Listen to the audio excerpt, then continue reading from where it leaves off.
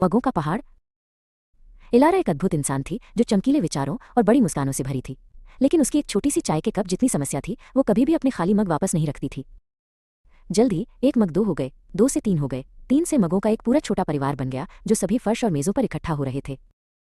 मग हर जगह थे। वे बुकशेल्फ पर थे, बिस्तर के नीचे थे और यहाँ तक कि टेलीविजन के ऊपर भी थे।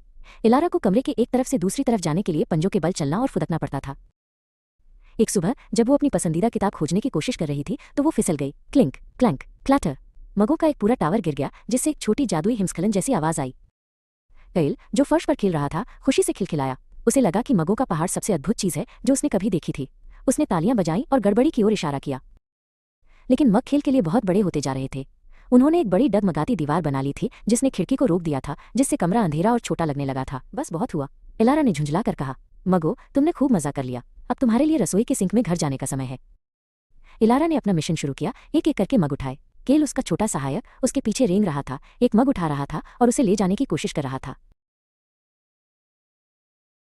इसमें बहुत समय लगा, लेकिन जल्द ही फर्श साफ हो गया। मेजें साफ सुथरी थीं। कमरा फिर से चमकीला हो गया और इलारा और कैल के पास खेलने के लिए बहुत जगह थी।